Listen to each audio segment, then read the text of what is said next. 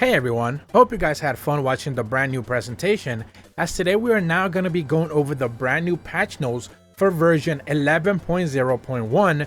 Of course, I'm going to be leaving a link in the description below for you guys to check it out for yourselves, since it's a lot to go over. This is usually one of the bigger patches that we actually have seen, even including base Monster Hunter Rise, so there's certainly a lot to go over. First and foremost, do keep in mind that of course you need the Sunbreak full expansion for you to be able to go ahead and take full advantage of this. Although in the patch notes they do specifically mention that there are some updates that are going to be making their way into base Monster Hunter Rise, but of course not all of them. You're going to be seeing the little ship icon next to the patch notes, basically telling you that it's only for Sunbreak available.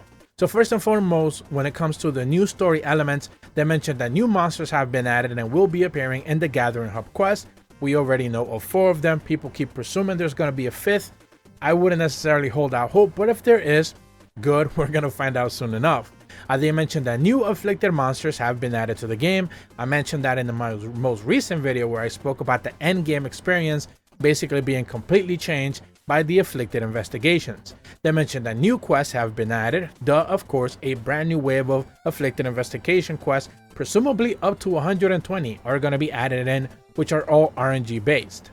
A new quest system, Anomaly Investigations, has been added. Anomaly Investigations will become available after completing the main story and progressing further into the game. This is something that we didn't necessarily know before, but of course, it makes a lot of sense story-wise. You are investigating the Curio, and the Curio basically become part of the story and the backhand at probably the last third of the story.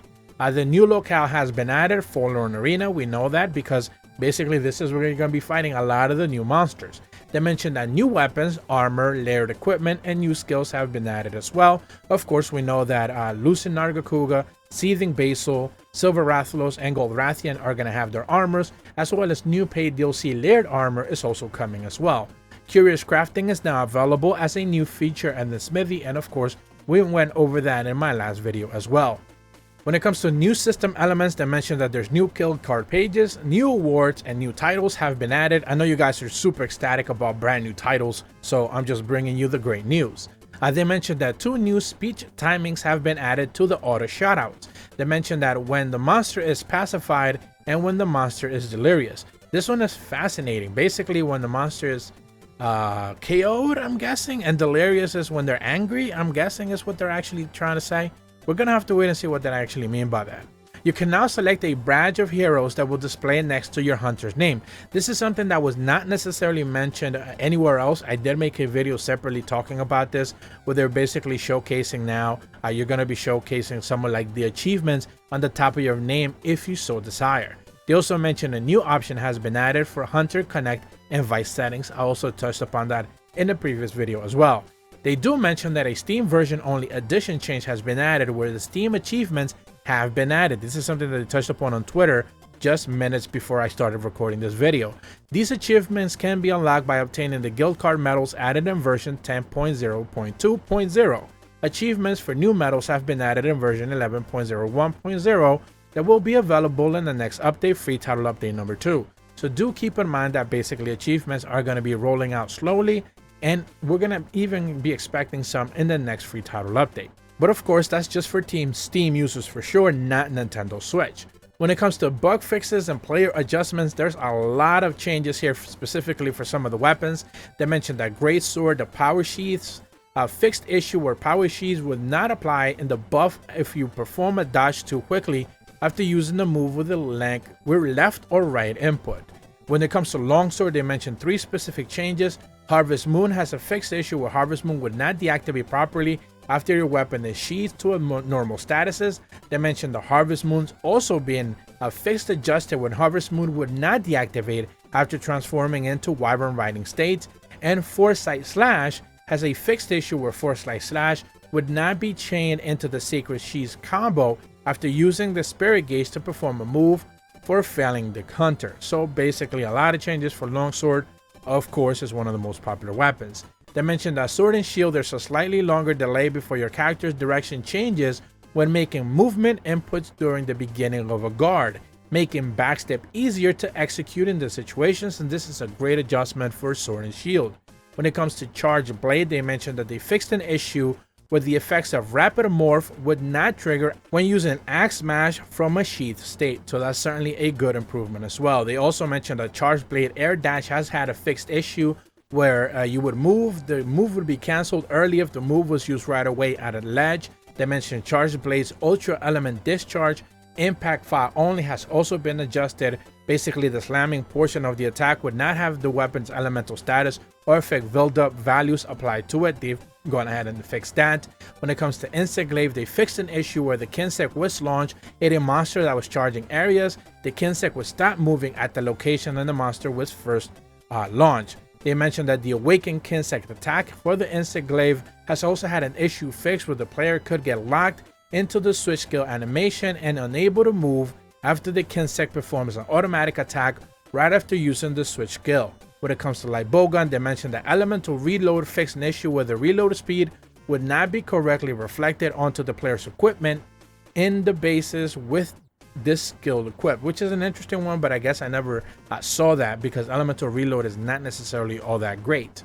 Light Bowgun Fanning Maneuver, however, they fixed an issue where the player's direction would change to the same direction input used when performing Fanning Maneuver right after the switch skill swap. Now this change is massive specifically for me because essentially when you would do it, you would try to auto shoot after like you're finishing your slide so you can get a couple of shots as you're sliding, and it would just auto shoot in the direction that you decided to fan maneuver. Usually you want to fan maneuver to the left or the right, not directionally up or down, because that just sends you vertically to the side instead of horizontally. I use it to get closer to a monster or get away from a monster, so you want to like tilt the direction. It's a whole thing. So I'm just explaining something that only gunners really care about, but you know, this is a good change. Let's just leave it at that. When it comes to Light Bowgun's critical firepower, they mentioned that they fixed an issue where recoil reduction would not be correctly reflected onto players' equipment information page when in bases with the skill equipped. So they're just fixing a couple of UI problems there. When it comes to bow, they mentioned that Bolt Boost is getting a fixed issue with the gunner aim assist option would not work correctly for super critical range aiming while using Bolt Boost. When it comes to Grinder S, they fixed an issue where the sharpness boost activates when you already have a boost from a previous activation. So once again, bow is getting fixed. When it comes to buddies, however, they fixed an issue that you could end up with more active kittinators than intended during multiplayer. So that's going to be an interesting change to see how they go about it. I believe that's the spear or the harpoon, I believe, if I'm correctly. They're fixing an issue where buddies would sometimes stagger at the start of some monster turf wars. That's an interesting one. I didn't actually see that before. They mentioned that followers, they fixed an issue that kept followers from successfully performing wyvern riding on monsters in aura areas and making their way back to the player. If you've seen followers go chasing monsters and bring them to another area, it happens all the time. When it comes to monsters, they addressed some of the issues for Allmother. They made adjustments where basically Allmother would sink unnaturally into the ground when toppled near the ledge. Magma Allmother basically had the same issue that would disappear into breaking rocks basically when he was in the middle of combat. Nargacuga, they fixed an issue where Nargacuga's attacks would trigger in the multiple states and other monsters were not behaving as intended. They mentioned that Mitsuzune, they fixed an issue where Mitsuzune would sometimes keep moving towards the wall in the jungle locale for whatever reason. Ragnakadaki, they fixed an issue where Ragnakadaki could fall into the locale in certain parts of the lava caverns. They mentioned that Rajang, they fixed an issue that could fall into the locale in certain parts of the citadel. That's a fascinating one. They basically are just falling through the world. I wish we actually had clips of that. I haven't seen that before. They mentioned that Malzeno had issues with basically would not be displayed as intended. Attacks would not be displayed as intended. Interesting one. Puka Puka, they fixed an issue where he would not drop the items latched into the by the marionette spider during certain actions. When it comes to Kushala the Aura, they fixed an issue where the wind pressure reactions would trigger visually even after the wind pressure reaction was not triggered functionality wise.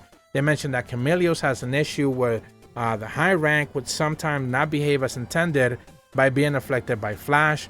And I think a big change that they mentioned here is that they fixed an issue where drop monster materials would disappear after a certain number of them were active all at once. Remember, you can have up to 6 per monsters, and if you're doing like double combo mounted monsters, you can have up to 12. So presumably some of them were disappearing on the screen.